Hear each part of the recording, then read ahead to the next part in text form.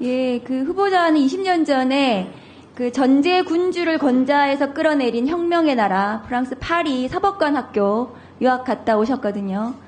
그것은 아니고 파리 제2대학에 유학. 2대학 하셨습니까? 네. 그럼 파리에서 무엇을 배워오셨나요? 그 항소심의 운영 모델이라는 논문을 발표한 것이 있습니다. 네, 후보자에게 묻겠습니다. PPT 틀어주세요.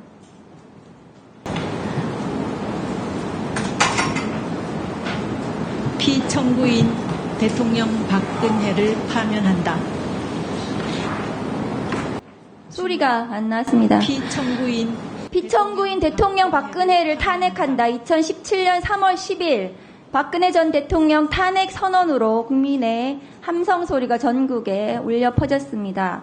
박근혜 대통령 주요 탄핵 사유는 최서원의 국정 개입 허용과 최서원의 이익을 위해 대통령이 자신의 지위와 권한을 남용하고 기업의 재산권과 기업 경영의 자유를 침해했기 때문입니다. 윤석열 대통령은 어떻습니까? 지금까지 나온 의혹만으로도 차고도 넘쳐 박근혜 대통령을 따라잡고도 남는 상황입니다. 가장 최근에 문제가 되고 있는 예를 들어보겠습니다. 김건희 여사가 김영선 전 국민의힘 의원에게 텔레그램 메시지를 보내서 지역구를 옮겨라, 맞춤형 지역 공약으로 지원하겠다고 한 사실이 언론에 보도되었습니다. 후보자 보셨나요? 그것까지는 보지 못했습니다. 언론 보도를 좀 보십시오. 헌법재판 하셔야 되잖아요. 네, 열심히 보겠습니다. 공직선거법에 따르면 실제 행동과 상관없이 경선 후보자에게 지역구를 옮기게 하고 맞춤형 공약으로 지원하겠다고 약속한 사실이 있다면 불법입니다. 공직선거법 230조 지금 보시면 매수 및 이해 유도죄에 따르면 당내 경선과 관련해서도 공사의직, 그러니까 경선 후보자가 되게 하는 것을 약속하는 그 행위만으로도 사실상 기수에 해당하는 불법 행위라고 되어 있습니다. 공직선거법을 한번 보시죠. 김건희 여사가 보냈다고 언론 보도된 메시지를 한번 보실까요? 김영선, 다음 거 보여주세요. 김영선 의원의 지역구였던 창원에서 김해로 지역구를 옮겨줄 것을 요청하고, 그리고 그에 따른 지원 방향으로 윤석열 대통령이 맞춤형 지역 공약을 마련할 것이다. 이런 식의 언론 보도가 있었습니다. 그리고 김영선 전 의원은 실제로 그 후에 지역구를 김해로 옮겼고, 대통령은 지역순회 민생 토론회를 통해서 지역 공약을 남발하고 다녔습니다.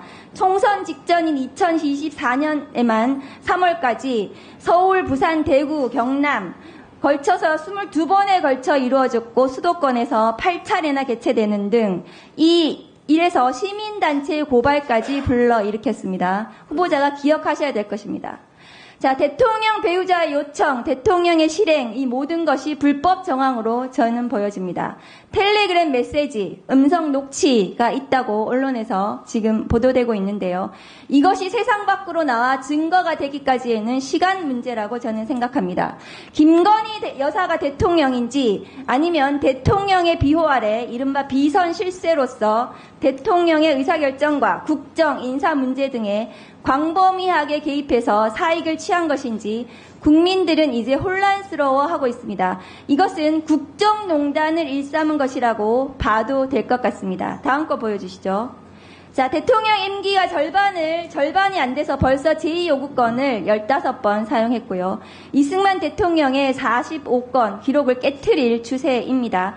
그 중에서도 본인과 배우자의 범죄 행위를 밝히기 위한 특검법에도 거부권을 계속해서 반복적으로 사용을 하고 있습니다. 학계에서는 지금 김철수의 헌법학 개론입니다. 후보자께서도 헌법재판을 하셔야 되니까 보셔야 되는데요. 이런 정당한 이유가 없는 헌법 법률안 거부권의 남용은 탄핵 사유가 된다고 보수적인 김철수 헌법학 개론에서도 말하고 있습니다. 후보자 이거 아시나요?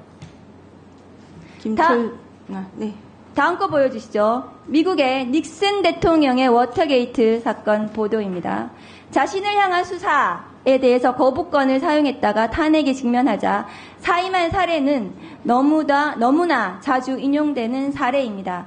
자, 다음 거 보여주시죠. 지금까지 거론되는 그 밖에도 윤석열 대통령의 탄핵 사유는 차고 넘칩니다. 윤석열, 김건희 대통령 부부의 위법행위는 지금 후보자가 보시는 바와 같습니다. 자, 대통령의 배우자는 국정에 관하여 어떤 의사를 결정할 권한이 없죠. 후보자 네, 맞습니까? 그럼에도 불구하고 대통령 또한 절대 개입해서는 안 되는 선거 내지 공천에 개입했다면 명백한 국정농단에 해당하고 민주주의의 근간을 흔드는 중대한 문제입니다. 이것에 대해서 앞으로 윤석열 대통령에 대해서 탄핵 소추가 발의가 되면 후보자께서는 이 탄핵 소추안에 대해서 공정하게 재판할 자신이 있으십니까? 헌법재판관으로 임명이 된다면 공정하게 업무에 임하겠습니다. 네, 수고하셨고요.